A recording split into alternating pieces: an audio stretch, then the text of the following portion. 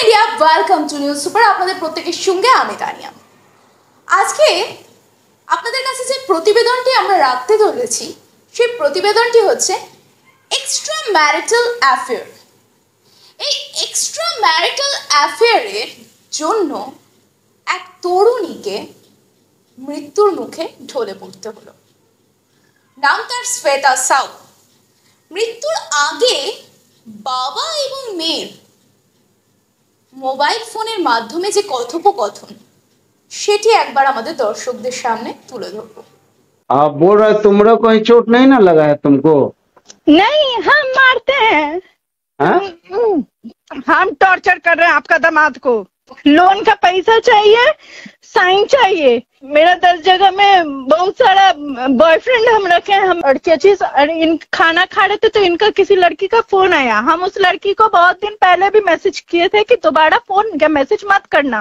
तो अभी फिर उनका वो अपना स्ट्रेटेजी बना के कि हाँ मेरा डिवोर्स होने वाला है, समथिंग समथिंग ऐसा ऐसा, हम लोग अलग होने वाले हैं। तो हम उस लड़की को ना फोन या मैसेज करके कॉल करके गाली दिए हैं कि तुमको समझ में नहीं आया, दोबारा कॉल या मैसेज आएगा तो अच्छा नहीं होगा। उस बात पे वो जो हमको बस बेल्ट से मारे हैं और दीवार में टकरा टकरा के बस कुछ नहीं, वो अंदरूनी चोट है, हम ठीक है। उनका पूरा दिख रहा है तो उस सच है, वो ठीक है, हम गलत है। अच्छा, मेरा फोन तोड़ दिए हैं पूरा। बच्चा लोग वाट में है। वाट में? अच्छा ठीक है। हाँ तुम्हारा फोन देखिए पापा, अभी हम एक तो बात बोले, बोलो। हमको अलग कीजिए वरना या तो हम फांसी लगा लेंगे और सच में लगा लेंगे, क्योंकि मेरा अभी माइंड स्टेबल नहीं है। हम जिस डिप्रेशन और जिस एंजाइटी से हम बहुत दिन से बोलना चाह रहे हैं सबको, लेकिन हम बोल नहीं पा रहे हैं। हमको बहुत तकलीफ हो रहा है मेरे दिमाग पे। मेरे को नींद नहीं आ रहा उतना दवाई खाने के बाद भी कभी कभी। শুনলেন, একজন অসহায় পিতা আর অপরদিকে একজন বিবাহিত স্ত্রী, অসুখী বিবাহিত স্ত্রী, অর্থাৎ দাম্পত্য তার সুখী দাম্পত্য হয়ে উঠল না। আবার অপরদিকে সে একজন মাও ছিলেন। বুঝতে পারছেন? কথোপকথনের মধ্য থেকেই প্রকাশ্যে প্রস্ফুটিত হচ্ছিল শ্বেতা সাউয়ের গলার ধ্বনিতে কোথাও একবার ফুটে উঠছিল তার স্বামীর অত্যাচার এবং এক্সট্রা ম্যারিটাল অ্যাফেয়ারে যেই নারীর জন্য তার আজকে এই মৃত্যুর মতো পরিণতি, তার শেষ পরিণতি হলো। আমাদের দর্শকদের কাছে একটু বিস্তারিতভাবে আজকে এই এক্সট্রা ম্যারিটাল অ্যাফেয়ার নিয়ে আমি একটু কথা বলতে চাই, একটু আলোচনা আলোকপাত করতে চাই। আমার এই বিষয়বস্তু, এই কথোপকথন নিয়ে কেউ নিজস্ব ব্যক্তিগতভাবে নেবেন না। আমার এই বিস্তারিত আলোচনার ক্ষেত্রে কাউকে দুঃখ দেওয়া বা কাউকে আঘাত করা এটা আমার উদ্দেশ্য নয়। এই যে এক্সট্রা ম্যারিটাল অ্যাফেয়ার, আমরা যদি একটু আমাদের সকলের মোবাইল ডিজিটালে গুগল ঘাঁটি তাহলে আমরা দেখতে পারবো ইন্ডিয়াতে আমাদের এই এক্সট্রা ম্যারিটাল অ্যাফেয়ারের শতাংশ মোট পরিমাণ কোন জায়গায় গিয়ে দাঁড়িয়েছে। এই বিবাহিত পুরুষদের সঙ্গে যে সকল নারীরা জেনে বুঝে এই যে so called extra marital affair আপনারা করছেন, আপনারা কোথাও একটা আশ্বাসিত হচ্ছেন যে আমার লিগ্যাল স্ত্রী বা লিগ্যাল ওয়াইফ আমাকে ছেড়ে চলে গেছে, বা কোর্টে কেস চলছে, বা আমি আমার বিবাহিত বউয়ের সঙ্গে দাম্পত্য জীবন আমার কোথাও একটা সুখের নয়, সুখকর নয়, তাই তোমার সঙ্গে এই যে সম্বন্ধ, এই যে সো কল্ড ভালোবাসা, এই যে true love type of that, এই যে সুকুনওয়ালি ভাইবস যেটা তার লিগ্যাল স্ত্রীর কাছ থেকে পাচ্ছে না, সেটা সে অপর এক নারীর কাছ থেকে পাচ্ছে। এই ভেবেই এই বিবাহিত পুরুষরা নারীদের কোথাও একটা অ্যাট্রাক্টেড করে এবং সেই সকল নারীরাও জানে বুঝে, অর্থাৎ জেনে বুঝে সেই বিবাহিত কোথাও একজন পিতা আসে, তার সঙ্গে জেনে বুঝে সেই এক্সট্রা ম্যারিটাল অ্যাফেয়ারে জড়িয়ে পড়ছেন, যেটা আমরা এই শ্বেতার ক্ষেত্রেও দেখেছি। এবং শ্বেতা বারংবার বলেছিলেন মেয়েটিকে যে তাকে তার হাজবেন্ডকে যেন ডিস্টার্ব না করা হয়। অর্থাৎ কোথাও সেই নারীটি যে অপর প্রান্তে রয়েছে, যার সঙ্গে শ্বেতার স্বামীর সঙ্গে যেই নারীর এক্সট্রা ম্যারিটাল অ্যাফেয়ার ছিল, সে জানতো যে শ্বেতার স্বামী একজন বিবাহিত পুরুষ, একজন পিতা, তৎসত্ত্বেও কিন্তু সেই নারী এক্সট্রা ম্যারিটাল অ্যাফেয়ার চালিয়ে যাচ্ছিলেন প্রতিনিয়ত। আর একদিকে শ্বেতা মানসিক যন্ত্রণার শিকার, শারীরিকভাবে যন্ত্রণার শিকার। শেষ পরিণতি শ্বেতার কি হলো? মৃত্যু। এই শ্বেতার মতো অনেক কাহিনী আমরা হয়তো কিছু সংবাদ মাধ্যমের সামনে আনতে পারি, বা কিছু হয়তো সংবাদ মাধ্যমের সামনে হয়তো প্রকাশ করাও যায় না কোনো বা কোনো ক্ষেত্রে। তো সেই সকল নারী যারা এই সকল বিবাহিত পুরুষদের সঙ্গে প্রতিনিয়ত প্রতিদিন এই সুকুনওয়ালি ভাইবস, সে আমাকে খুব ভালোবাসে, সে বলেছে আমাকে বিয়ে করবে, সে বলেছে আমাকে স্ত্রীর মর্যাদা দেবে, একবার ভাবুন আপনার ভবিষ্যৎটা কোন জায়গায় গিয়ে দাঁড়িয়ে। একবার চিন্তন করুন। কারণ কেন বলছি জানেন? আপনি কখনো ভেবে দেখেছেন আপনার ভবিষ্যৎটা কি রয়েছে? আপনার ভবিষ্যৎ পরিচয়টা কি হচ্ছে? আপনার ভবিষ্যতে আপনি সেই বিবাহিত পুরুষের ব্যাংকের নমিনিতে না আপনার নাম থাকছে, LIC-তে না নাম থাকছে, না পরিচয়পত্র অর্থাৎ ভোটার কার্ড, আধার কার্ড, এই সকল পরিচয় পত্রে নেম অফ হাজবেন্ড বা হাজবেন্ড নেম, সেই বিবাহিত পুরুষের নামটা কিন্তু আপনি পাচ্ছেন না। আর কোথাও আপনাদের এই দুজনের অবৈধ সম্পর্কের জেরে একটা সন্তানের, নিষ্পাপ শিশুর যদি জন্ম নিয়ে নেওয়া হয়, সেই সন্তানের পিতৃ পরিচয় কি পাবেন আপনি? কি দেবে? সে বিবাহিত পুরুষটা তখনও আপনাকে বলবে যে আমি তো তোমাকে ভালোবাসি, আমি তোমাকে স্ত্রীর মর্যাদা দেব।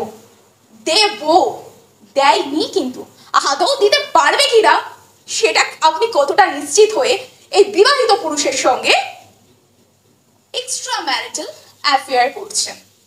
অর্থাৎ আপনার এই এক্সট্রা ম্যারিটাল অ্যাফেয়ার বা লিভিং, কোথাও একটা লিভিং, হয়তো স্ত্রী ছেড়ে চলে গিয়েছে, সেই বিবাহিত পুরুষের নামে মামলা চলছে, কোর্টের সেটা বিচারাধীন প্রক্রিয়া রয়েছে, এবং আপনাকে সে বাড়িতে নিয়েছে, লিভিং সম্পর্কে আপনারা রয়েছেন একসাথে, স্বামী স্ত্রীর মতো দাম্পত্য জীবন কাটাচ্ছেন, কিন্তু লিগাল ওয়াইফ আর হতে পারছেন না। সেইখানে আপনার পরিচয়টা কোথায় গিয়ে ঠেকছে? আপনার পরিচয়টা ঠেকছে এক জায়গায়, আপনি একটি বিবাহিত পুরুষের কেবলমাত্র শয্যা সঙ্গিনী রূপেই থাকছেন। একটু ভাবুন, একটু ভাবুন, যারা এই সকল এক্সট্রা ম্যারিটাল অ্যাফেয়ারে, যে সকল বিবাহিত পুরুষ বা বিবাহিত নারীরা যারা এই এক্সট্রা ম্যারিটাল অ্যাফেয়ারে জড়িয়ে পড়ছে, একটু ভাবুন। আমরা সোশ্যাল মিডিয়া, ডিজিটাল মিডিয়া প্রতিনিয়ত আপগ্রেডেড এবং আপডেটেড থাকি, এত রিলস, এত শর্টস, এত ইনস্টাগ্রাম, এত ফেসবুক, সমস্ত কিছুতে আমরা এগুলো নিয়ে কমেন্টস করি, আমরা এগুলো নিয়ে জোর তর্ক বিতর্ক সমস্ত কিছু চলে, যে আমরা বোঝাই নিজেকে আমরা খুব স্মার্ট, আমরা ডিজিটাল, আমরা আপগ্রেডেড। এটাই কি আপগ্রেডেড? এটাই কি আপগ্রেডেড? কখনো ভেবে দেখেছেন যে বিবাহিত পুরুষটি তার লিগাল ওয়াইফ, তার স্ত্রীকে, তার নিজের স্ত্রীকে যোগ্য মর্যাদা সম্মান দিতে পারলো না, সেই পুরুষটি আপনাকে কি সম্মান দেবে? যে পুরুষটি তার নিজ লিগাল সন্তানের পিতৃ পরিচয়, নিজের সন্তানের সুখ দিতে পারছে না, সেই পুরুষটি আপনার সন্তানের দায়ভার নেবে? ভেবেছেন কখনো? একটু ভাবুন। এক্সট্রা ম্যারিটাল অ্যাফেয়ারকে অনেকে আবার উৎসাহের সঙ্গে বলছে যে এটিকে তো মাননীয় কোর্ট তারা বৈধ বলেছে। একটু বিবেচনা করবেন, কোর্ট বা জাস্টিস কোন কোন ক্ষেত্রে ক্লজ অ্যান্ড বিবেচনা করে বৈধ শব্দটা বলেছে, রিভেক্ট করেছে কোর্ট, কেন কোন কোন ক্ষেত্রপটে। সেখানে কিন্তু আরেকটি ক্ষেত্রপট রয়েছে যে আপনার এই অ্যাফেয়ারের দরুন কিন্তু অপর প্রান্তে বসে থাকা ব্যক্তি কোনোভাবে যদি মানসিক যন্ত্রণা বা শারীরিক যন্ত্রণার শিকার হয়, যেমন আজকে শ্বেতা সামের হলো, তাহলে কিন্তু আপনি আইনের আওতাভুক্ত চলে আসলেন। এই ক্ষেত্রে বৈধ শব্দটা, এই ট্যাগলাইনটা কোথাও কি আপনি জুড়তে পারছেন? প্রশ্ন রইল আপনাদের মতো সেই সকল ব্যক্তি বর্গ এবং নারীদের কাছে।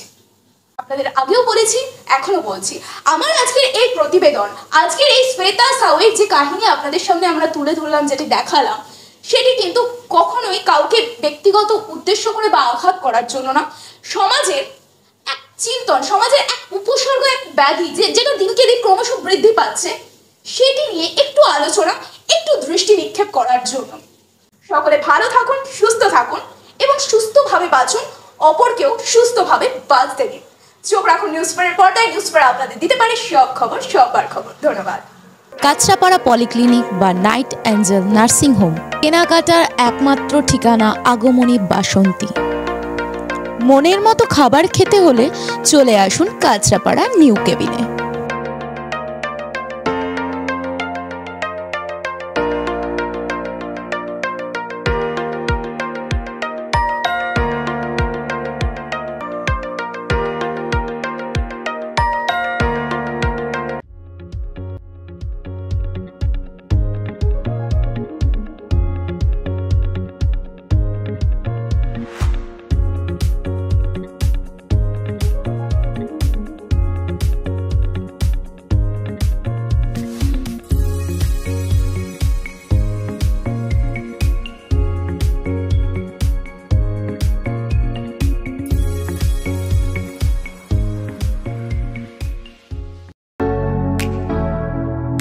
Kesari light house, Kesari light house এবং কেসরি লাইট হাউস নিজেদের রান্নাঘরকে আরো অত্যাধুনিকভাবে সাজাতে সমস্ত কিছু পেতে চলে আসুন নৈহাটি গৌরীপুর চৌমাথা বাজার কেসরি লাইট হাউস।